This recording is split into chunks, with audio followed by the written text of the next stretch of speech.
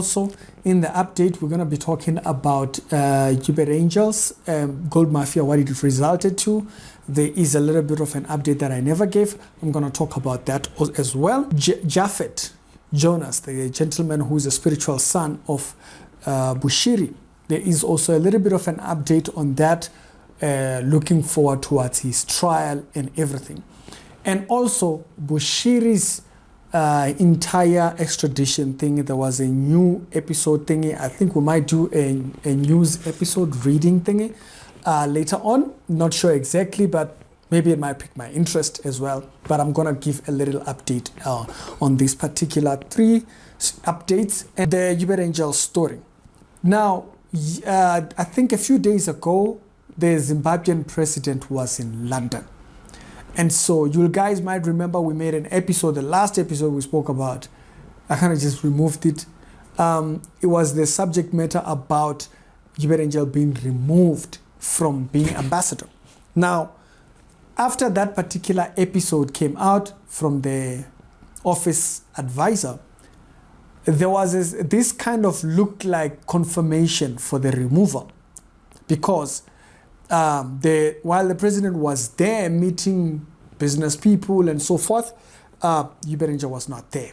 And so him not being there kind of confirms 1 or 2 that, hey, maybe it is true that they've removed him, and maybe they might not want him over there after the documentary, because people might have their own ideas about seeing him in an investor meeting kind of sense, wrong signal. And so the president was there, the ambassador at large was not there. Now, that's one action that you could see there. Number 2 would be the fact that there was another person who was assigned to be the ambassador. I don't know if he's for the Middle East area or whatnot, but when he got appointed by Zimbabwe to do his duties over there, he immediately condemned the words of Uber Angel about saying that they could sign treaties, they could do whatnot and all that kind of jazz. Now, of course, that didn't sound straight up, right?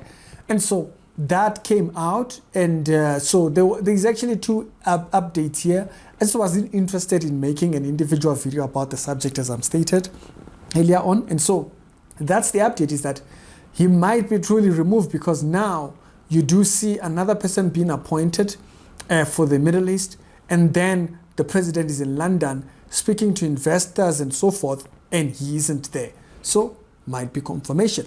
That brings us to Bushiri. Now, one of the guys from the justice thingy over there, whatnot, was recently interviewed by JJ Tabani, right?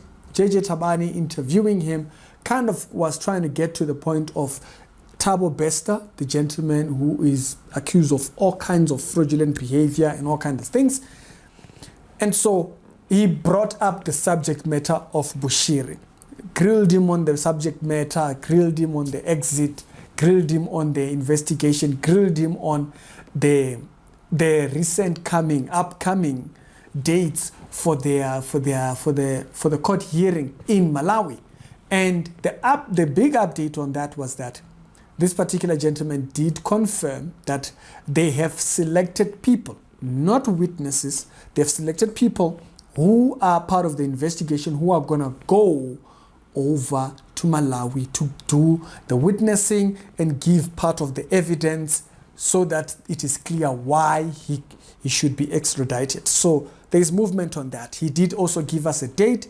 He said the date was the 30th of this month. And so towards the 30th of this month, there is going to be a hearing in Malawi, and probably they're probably going to tell us or give us an update on what actually happens over there, whether coming back, not coming back. We'll see what that looks like. Speaking of people coming back, that brings us to Japhet Jonas. Yeah, we are speaking spiritual grandfather, spiritual father, and the spiritual son. The Japhet Jonas, Prophet Japhet Jonas, who was the spiritual father, who's the spiritual son of Bushiri, is going to court. Just wanted to give this a reminder here. I think it was on the 11th, okay? for the Tron Grace cryptocurrency scam that he ran that later on collapsed. A lot of people lost money, but right now there isn't all cases that are up there. Now, I don't know if there is people down here in South Africa who have opened cases, but I know that up there in Namibia, there is a case that has brought him to court right now. So he's going to be having another hearing on the 11th. Now, there is actually also an update on that as well, being that he was actually denied bail on the previous time when he was actually in jail. Now, I didn't give this update because I thought I'll do so once I have other things. Just to want to make an individual story about that. It's not worth it. But the one thing that I found quite interesting, he was denied bail, and maybe it's because he's a flight risk, maybe because spiritual father dipped it. He might also decide to be a Tababesta, dip it as well, and so they're gonna be holding him over there.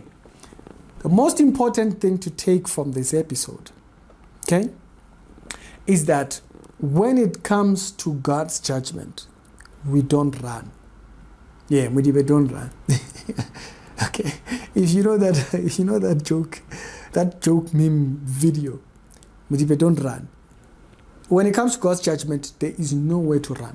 I saw this video of an avalanche. I think it's a landslide where soil erodes over mixture with water and whatnot, turns into mud, starts running and stuff like that.